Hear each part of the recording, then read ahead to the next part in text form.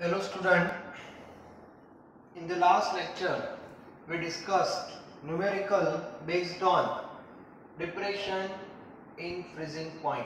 Okay, now today we are going to discuss numerical based on osmotic pressure. तो सबसे पहले osmotic pressure क्या है वो आपको पता होना चाहिए. Theory में I already discussed first of all what is the meaning of osmosis. For that you have to take two solutions having different concentration and both solution separated by semi-permeable membrane. Okay, so what happen? Spontaneous process occurs in which flow of solvent from low concentrated solution to high concentrated solution, and such phenomena is known as osmosis, which is SP process. SP means spontaneous. Due to osmosis, the level at high concentrated solution increases. So what we have to do? So our first thing is we have to stop this process, and for that we have to apply pressure on that side where level increases. So our first target, that is to stop osmosis, and for that we have to apply pressure. The minimum pressure required to stop osmosis, that is called osmotic pressure. Okay, clear होना चाहिए, which is measured in terms of either bar or in ATM. Okay, if we apply pressure more than OP, osmotic pressure, so what happens?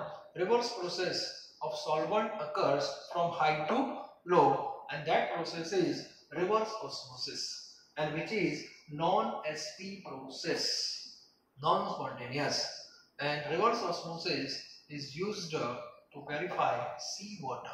ये पूरा discussion हमने कर लिया है.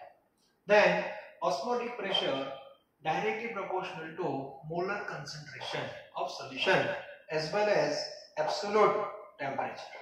Okay, therefore the original formula, that is pi directly proportional to C as well as pi directly proportional to T.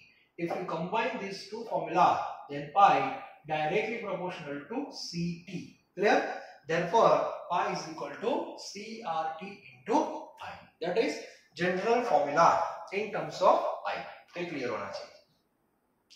C है वो molar concentration है. मैंने आगे भी आपको बताया था colligative property depends on concentration. तो उसकी जो वो फॉर्मूला है राइट हैंड साइड में कंसेंट्रेशन की कोई ना कोई मेथड आपको मिलेगी. So your first formula always in terms of concentration. Okay, then you have to make correction. It means convert into quantity. ये क्लियर होना चाहिए. So molarity का मीनिंग क्या होता है? ओरिजिनल मीनिंग है mole upon volume. So you have to convert C mole upon volume. Clear? And third formula, mole is equal to mass upon given mass upon molar mass, that is given. तो आपके पास एक तीन formula sequence में होनी चाहिए. Is it clear? Okay. अब इसके जो न्यूमेरिकल है वो बहुत सिंपल है. तो सबसे पहले टेक्स्ट बुक निकालो सब.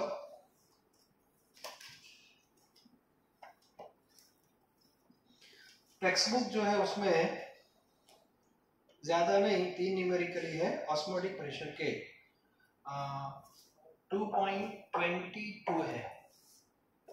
2.22 yes. 2.22 and last two numerical. Now see 2.22 at 300 Kelvin, 36 gram of glucose present in liter of its solution has an osmotic pressure 4.98 bar. If the osmotic pressure of this solution is 1.52 bar at the same temperature, what could be its concentration? मतलब आपको C find करना है. First line जो है just for information, वहां पे temperature आपको लेना है वहां से. तो फॉर्मूला में अप्लाई करेंगे डायरेक्ट 2.22. यस, मतलब आपको ओरिजिनल फॉर्मूला लिखनी है 2.22. Yes, pi is equal to पहले CRT into I.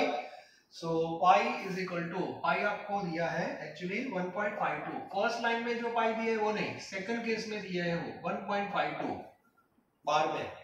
सी आपको फाइंड करना है, see, and what is the value of R, R की value in terms of bar normally हम लेते हैं 0.083, clear.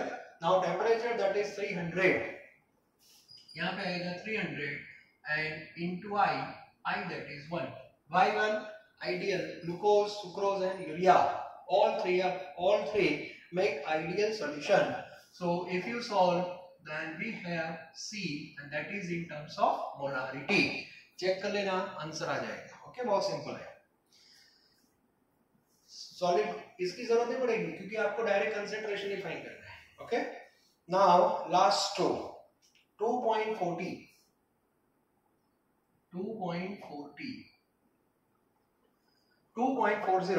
determine the amount of CaCl2 dissolved in 2.5 liter of water such that its osmotic pressure is 0.75 atm at 27 degrees Celsius.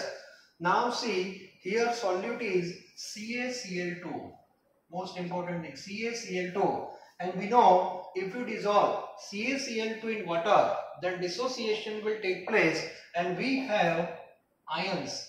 Which one? Ca2 plus and 2Cl minus. So now tell me total how many ions produced in this dissociation. So total ion that is N. Okay, one that is Ca2 plus and 2 Cl minus.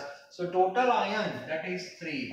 तो आपको total यहाँ पे 3 ions मिलेंगे, ये पहले पता होना चाहिए। ओके, सेकंड पॉइंट, इफ मैंने थ्योरी में आपको बताया था, if 100% dissociation, if 100% dissociation, then I is equal to N is equal to 3। 100% में I और N की वैल्यू सेम होती है, क्लियर। तो एग्जाम में परसेंटेज नहीं दिए हैं तो आपको एज्यूम कर देना है कि 100%, इट मींस I और N दोनों सेम आ गए, but in this numerical I को स्पेसिफाई किया है। Okay, but here I is equal to 2.47, तो आपको I A लेना है, नॉट 3। और मैंने आपको थ्योरी में आगे बताया था कैल्शियम क्लोराइड में N3 है, तो I की maximum value that is 3। Maximum means if 100% dissociation take place, otherwise value of I between 1 and 3 पता होना चाहिए। मतलब आपको जो I दिया है वो परफेक्ट है, 2.47 दिया है, इससे प्रेडिक्शन भी हो जाएगा कि 100% डिसोसिएशन नहीं होता, ये भी कंफर्म हो जाएगा। ओके, कितना परसेंट हो सकता है वो हम फाइंड कर सकते हैं, वो बाद में बताता हूँ, पहले हमें I क्या लेना है वो पता होना चाहिए। ओके, हमें फाइंड क्या करना है इसमें, amount. Okay, pi is given, तो अमाउंट फाइंड करना है। सो अमाउंट हम किस में लेंगे, तो मास में भी ले सकते हो, मोल में भी ले सकते हो, बेसिकली मास होता है, लेकिन पीछे जो आंसर दिया है that is in terms of mole. देखो पीछे आंसर देखो, 2.40 का जो आंसर दिया है देखो वो मोल में दिया है। ओके, तो मोल में दिया है तो क्या करेंगे, सेकंड फॉर्मूला लिखनी पड़ेगी। तो पहले आपको ओरिजिनल फॉर्मूला लिखनी है, pi is equal to CRT into I, then nRT by V into I. Okay, now see the pi that is given 0.75, n आपको फाइंड करना है। ओके, R ATM में, ATM और बार में ज्यादा कुछ वेरिएशन नहीं है, फिर भी ATM में 82 लेना है और बार में 83 लेना है। Temperature in terms of kelvin that is 27, it means 300, and what is the value of I, that is 2.47, and what about V, that is volume in terms of liter, that is 2.5। और 2.5 litre है वो water का volume है, लेकिन calcium chloride है that is solid, so solid completely dissolve in water and occupy same volume of solvent। Okay, तो solvent और solution दोनों का वॉल्यूम सेम होगा, और इसको आप शॉर्ट आउट कर दोगे तो आपको आंसर मिल जाएगा n का, और वो किस में आ जाएगा, मोल्स में। ओके 0.03 समथिंग आंसर आ जाएगा। अब एक क्वेश्चन को मैं थोड़ा आगे ले जा रहा हूं, ओके एमसीक्यू लेवल पे आपको बेनिफिट मिलना चाहिए।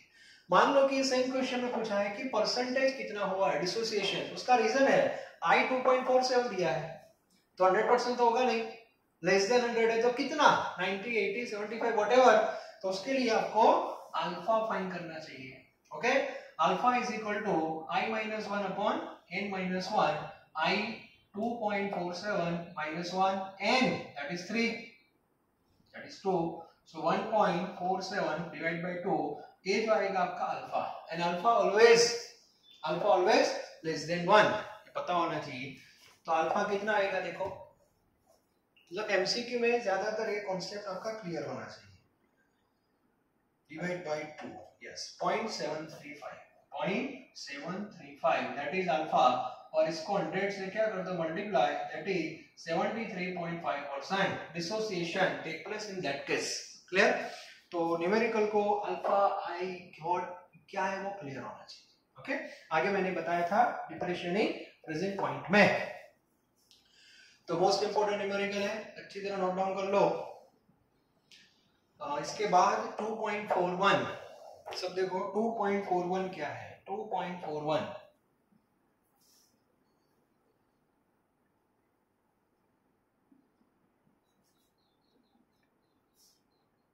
last two both are important, both are related with non-ideal solid. Again determine the osmotic pressure of solution prepared by dissolving 25 milligram of K2SO4. So K2SO4 yes, तो K2SO4 भी non-ideal है, so K2SO4 gives 2K plus and SO4 minus 2. So how many ions? तो ion तो fix हो गए that is 3. Okay ion fix हो गए 3। अब इसमें एक कंडीशन दी है assume that it is completely dissociated। इसका मीनिंग क्या हुआ n is equal to 3 is equal to I, तो I और n दोनों क्या हो गए सेम हो गए, तो आपका काम बहुत इजी हो जाएगा। चलो फाइंड क्या करना है वो देखो।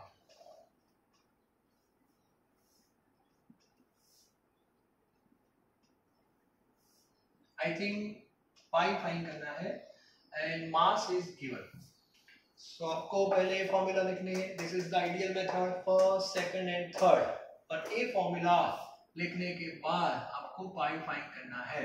W2 that is given W2 25 but 25 in terms of milligram that is 10 raised to minus 3 gram, okay then R 0.083 the answer bar में line, okay no problem। temperature in Kelvin 25 so in Kelvin 298 upon into I कर देते हैं और ना रह जाएगा I कितना लेना है 3, I और M दोनों same. M2 molar mass K2SO4 है K2 मतलब 2 पोटेशियम का कितना होता है 39 सल्फर 32 और ऑक्सीजन 16 9 2 जा 8 32 64 एडिशन करो कितना आता है 8 plus 2 10 4 I think 174 okay 174 into volume liter that is 2 liter water same, तो यहाँ पे आपको आंसर आ जाएगा that is in terms of bar। Okay बहुत सिंपल है, लेकिन I को कैसे अप्लाई करना है वो पता होना चाहिए। ओके और यहाँ पे आपने I और N सेम लिया इट मींस 100% डिसोसिएशन। तो ऑस्मोटिक प्रेशर के ज्यादा न्यूमेरिकल है नहीं, लेकिन फिर भी आपको सॉल्व करने हैं और आने ही चाहिए। ओके अब कुछ क्वेश्चंस है वो मैं आपको बता दूं, आगे तो बहुत इजी है। एक 2.23 आप देखो 2.23 टेक्स्ट बुक में suggest the most important type of intermolecular attractive, make underline intermolecular, it means physical bond आपको आइडेंटिफाई करना है, इसको वैन डर वाल्स बोलते हैं नॉर्मली। तो इसमें जो पर्टिकुलर पैर दी है उसमें कौन सा वैन डर वाल्स है वो आपको, मतलब कौन सा फिजिकल बॉन्ड है वो आपको मेंशन करना है। तो सबसे पहले देखो n hexane and n octane, chemical bond नहीं फिजिकल बॉन्ड है। तो हेक्सेन और octane both are hydrocarbon and we know electronegativity of carbon and hydrogen almost same, it means not much difference. So hexane and octane both are non polar molecule, तो इसमें जो physical bond आएगा वो non polar versus non polar, and that is like London force. तो first के सामने लिख दो London force. Second I2 and CCl4 again same, both are non-polar, so write down London force NaClO4 and water, NaClO4 in water. So if you dissolve NaClO4 in water, then we have 2 ion, Na plus and ClO4 minus. It means ionization take place in water, and we know water is a polar. तो polar में क्या होगा, oxygen यहाँ पे, 2 hydrogen यहाँ पे ऐसे होगा, okay, hydrogen delta plus oxygen 2 delta minus, like this. तो यहाँ पे अट्रैक्शन होगा और यहाँ पे होगा। तो केमिस्ट्री में इन दोनों को क्या बोलते हैं, दैट इज आयन। क्या बोलते हैं, आयन डैश। और ये जो है इसको क्या बोलेंगे, डाइपोल। तो इसको क्या बोलते हैं, dipole, yes, partial positive negative whatever. तो ये जो इंटरेक्शन है that is known as ion dipole interaction, ion dipole interaction। जब आप NaCl को पानी में डालते हो तो वो भी सेम इंटरेक्शन है, ion dipole interaction। मतलब आयन फुल पॉजिटिव हो या फुल नेगेटिव हो, ओके, उसका पार्शियल पॉजिटिव नेगेटिव के साथ जो भी इंटरेक्शन होगा that is ion dipole interaction. तो थर्ड में आप लिख दो ion dipole. Now methanol and acetone. Methanol जो है वो CH3OH है, मिथेनॉल पोलर, और जो एसीटोन है ना, यस, वो भी पोलर ही है, पोलैरिटी यहाँ पे होगी। तो यहाँ जो डेल्टा प्लस है इसका अट्रैक्शन इसके साथ होने ही वाला है, ये भी डाइपोल है और ये भी डाइपोल है, तो इसका मीनिंग हुआ ये कौन सा आएगा, dipole dipole. So mention dipole dash dipole, okay. Now next acetonitrile, CH3CN, CH3CN, again delta minus delta plus, that is dipole, okay, CN, yes। उसके बाद है एसीटोन ही है, मतलब सेम, ये भी डाइपोल है और ये भी डाइपोल है, तो ये भी कौन सा इंटरेक्शन होगा, डाइपोल डाइपोल। तो ये क्लियर होना चाहिए, मतलब जिसमें डेल्टा प्लस डेल्टा माइनस होता है वो मॉलिक्यूल को डाइपोल बोलते हैं, डाइपोल डाइपोल, ऐसा याद रखना है, clear, okay. Now 2.24, based on solute solvent interaction arrange the following in order of increasing solubility in n octane. मतलब ये 4 सॉल्यूट आपको दिए हैं, उनको 1 by 1 ऑक्टेन में डालना है और सॉल्युबिलिटी को इंक्रीजिंग ऑर्डर में अरेंज करना है। तो सबसे पहले जो सॉल्वेंट है उसका नेचर पता होना चाहिए। तो n ऑक्टेन लिखा है, वहां ब्रैकेट में लिख दो non polar, octane that is hydrocarbon, तो वो भी क्या हो गया, नॉन पोलर। ये पहले क्लियर होना चाहिए। सॉल्वेंट का नेचर पहले फिक्स कर दो, दैट इज नॉन पोलर। अब मुझे बताओ कॉन्सेप्ट क्या है, non polar dissolve in non polar solvent, ये हमने इक्विलिब्रियम में भी पढ़ा था। Polar dissolve in polar, non polar dissolve in non polar. तो सबसे पहले मुझे बताओ n ऑक्टेन नॉन पोलर है, तो हाईली सॉल्युबल कौन होगा ये चारों में, जो नॉन पोलर होगा।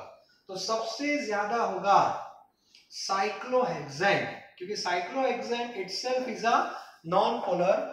तो अरेंजमेंट इंक्रीजिंग ऑर्डर है तो उसको थोड़ा प्रॉपर लिखना पड़ेगा, ओके। डिक्रीजिंग ऑर्डर में नहीं, इंक्रीजिंग पूछा है तो प्रॉपर सिंबॉलिक मैथमेटिकल फॉर्म में लिखना पड़ेगा।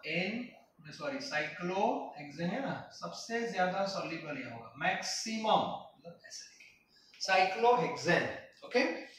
उसके बाद साइक्लोहेक्सेन सबसे ज्यादा सॉल्युबल वो होगा, वो तो फिक्स हो गया। अब सबसे कम कौन होगा वो भी चेक कर लेते हैं। तो KCl, यस। अब KCl तो कौन सा है, ये तो आयनिक है, K प्लस और Cl माइनस। तो ये डिसॉल्व किस में होगा, पोलर में होगा, लाइक वाटर। लेकिन सामने जो है वो उसके पास तो कोल है ही नहीं, मतलब ये तो नॉन पोलर है, तो कैसे बात बनेगी मुझे बताओ, पॉसिबल है ही नहीं। तो KCl तो नॉन पोलर में डिसॉल्व होगा ही नहीं, ऐसा मान लो। तो सबसे लीस्ट सॉल्युबल KCl होगा, ये क्लियर होगा। मतलब फर्स्ट और लास्ट जो है वो क्लियर होने चाहिए। अब बीच में दो आ गए, अब बीच में जो दो है उसमें एक है मिथेनॉल। अब मिथेनॉल जो है वो पोलर है, मिथेनॉल ये पोलर है, ओके। और दूसरा है CH3Cl, ये भी अभी मैंने बताया ये पोलर है, ओके। और दोनों को डिसॉल्व किसमें करना है, नॉन पोलर में। तो इसका मीनिंग दोनों डिसॉल्व तो नहीं होगी, वो तो फैक्ट है। अब कंपेयर में ज्यादा डिसॉल्व कौन होगा और कम कौन होगा वो चेक करना है। तो आपको पता होना चाहिए इन दोनों में ज्यादा पोलर कौन है, पहले वो बताओ। तो ज्यादा पोलर कौन होगा, methanol. Why? Because this bond is more polar compare to this one, क्योंकि इन दोनों का जो इलेक्ट्रोनेगेटिविटी का डिफरेंस है वो Cn की कंपेयर में ज्यादा है। तो इसका मीनिंग हुआ मिथेनॉल जो है वो मोर पोलर है और ये जो है लेस पोलर है। तो ज्यादा डिसॉल्व कौन होगा, मोर पोलर या लेस पोलर? स्ट्रॉन्ग गलती करते सर, मोर पोलर, सामने नॉन पोलर है तो इसकी सॉल्युबिलिटी इसमें कम होगी। तो KCl के बाद आएगा मिथेनॉल और बाद में आएगा CH3Cn। इस बेस पर अरेंजमेंट करनी है, ये पता होना चाहिए, okay. 25 following compound, total 6 compound are given, identify which are insoluble, partial soluble and highly soluble in water।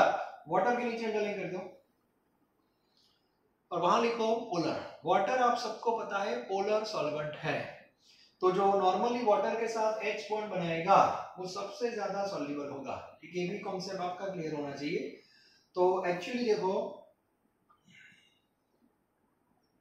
अभी आपने हाईली सॉल्युबल कौन है पहले वो चेक कर दो। इथिलीन ग्लाइकोल, देखो इथिलीन ग्लाइकोल और formic acid, yes, third and fourth, ये दोनों वाटर में इजीली सॉल्युबल हो जाएंगे, formic acid as well as ethylene glycol. Formic acid क्यों डिसॉल्व होगा वो सब ऑर्गेनिक में आप पढ़ोगे। फॉर्मिक एसिड एज जो है वो इजीली निकल जाता है क्योंकि इसमें इंडक्टिव इफेक्ट बहुत कम होती है और वो पानी में अपने आप डिसॉल्व हो जाएगा। और ग्लाइकोल जो है CH2OH, इसमें 2 OH है तो वो H बॉन्ड पानी में आराम से बना देगा, मतलब ये दोनों पानी में डिसॉल्व हो जाते हैं। तो उनके सामने लिख दो HS का मीनिंग क्या होगा, हाईली सॉल्युबल, HS लिखो, यस, फॉर्मिक एसिड और ग्लाइकोल के सामने। इसके बाद फिनॉल, वो भी पढ़ना बाकी है, और पेंटेनॉल। हाँ, अब यहाँ पे फिनॉल जो है उसमें रेजोनेंस होता है तो H जो है वो इजीली रिलीज नहीं होगा, लाइक दिस। फिनॉल भी पढ़ना आपको बाकी है भी ऑर्गेनिक में। फिनॉल में भी ऐसा होगा, यहाँ पे OH है तो E बॉन्ड ब्रेक हो जाएगा, लेकिन H इजीली नहीं निकलता क्योंकि यहाँ पे रेजोनेंस का इश्यू रहता है, ओके, कंपेयर टू अल्कोहल। तो फिनॉल है वो वाटर में सॉल्युबल है लेकिन पार्शियल, तो वहां पे PS लिखो, फिनॉल के सामने लिखो PS। और एक लिखो पेंटेनॉल। पेंटेनॉल जो है वो अल्कोहल ही है, अच्छी बात है अल्कोहल है, लेकिन एक प्रॉब्लम क्या है इसमें, तो नंबर ऑफ कार्बन जो है बहुत ज्यादा है। अब ऑर्गेनिक में आप एक कॉन्सेप्ट पढ़ने वाले हो, if number of carbon increases then molar mass increases then solubility decreases, and that is a common concept in organic chemistry, तो ये पता होना चाहिए। तो पेंटेनॉल के सामने लिख दो PS मींस पार्शियल सॉल्युबल, और टॉल्विन और क्लोरोफॉर्म जो है बोथ आर नॉन पोलर, तो वहां सामने लिख दो नॉट सॉल्युबल, ओके, मतलब इनसॉल्युबल। बस, तो यहाँ पे ऑलमोस्ट सारे क्वेश्चंस हमारे जो थे वो हो गए हैं। फिर भी कुछ क्वेश्चन, अभी 2-3 क्वेश्चन ऑर्गेनिक के, एक्चुअली ये 2.31 है ना, वो ऑर्गेनिक का एक क्वेश्चन है, लेकिन अभी ऑर्गेनिक आपने पढ़ा नहीं तो पता नहीं चलेगा आपको। जैसे एक है depression in freezing point of water observe for the same amount acetic acid, trichloro acetic acid, trifluoro acid increasing the order given above, explain briefly, मतलब इसको एक्सप्लेन करना है। The depression in freezing point of water observed for the same amount, तीनों solid है, तीनों का amount तो same डाल दिया है, लेकिन जो डिप्रेशन फ्रीजिंग पॉइंट है वो सबसे ज्यादा हो रहा है। तो सबसे ज्यादा किसका हो रहा है, एसिटिक ऑर्डर ऐसा दिया है। अभी थोड़ा ऑर्गेनिक आपको पढ़ना बाकी है ना, इसीलिए इश्यू होंगे। CH3COOH, इसके बाद है trichloro acetic acid, trichloro acetic acid, trichloro मतलब यहाँ पे 3 CL आएंगे, कार्बोनिल क्लोरो, और यहाँ पे COOH, और बाद में है ट्राइफ्लोरो एसिटिक एसिड। तो एक्चुअली इसका डिप्रेशन ज्यादा क्यों हो रहा है, तो रीजन है कि उसमें कंसंट्रेशन ज्यादा होगा, आयोनाइजेशन ज्यादा होना चाहिए। ओके, तो इसका रीजन है जो फ्लोरीन है that is highly EEG group, electron withdrawing group है, और इससे आगे जाके बॉन्ड वीक हो जाता है, तो आयोनाइजेशन थोड़ा ज्यादा रहेगा, इसका थोड़ा कम रहेगा, इसका सबसे ज्यादा कम है। EDG ग्रुप में आता है, इलेक्ट्रॉन डोनेटिंग ग्रुप। ये सब डिटेल में ऑर्गेनिक में पता चलेगा अभी, लेकिन जो ज्यादा आयन देगा, जिसका ज्यादा कंसंट्रेशन होगा, उसकी कोलिगेटिव प्रॉपर्टी में इफेक्ट क्या होगी, ज्यादा होगी। तो इसका जो फ्रीजिंग पॉइंट है वो सबसे ज्यादा डिक्रीज होगा, बाद में इसका, बाद में इसका होगा। तो इस सब हम डिस्कशन कर सकते हैं। ओके, तो यहाँ पे आपका जो सॉल्यूशन चैप्टर है वो कंप्लीट हो गया। अब सारे न्यूमेरिकल और almost exercise, Intex, illustration all completed. तो अब आपको अच्छी तरह सॉल्यूशन चैप्टर कर लेना है, ऑलमोस्ट हो ही गया है आपका। फिर भी एमसीक्यू की प्रैक्टिस ज्यादा करनी पड़ेगी बोर्ड के लिए, और साथ में जी और डिक में एक क्वेश्चन आपको सॉल्यूशन का मिलेगा फिजिकल केमिस्ट्री का, तो वो आपका परफेक्ट होना चाहिए। Okay, thank you very very much.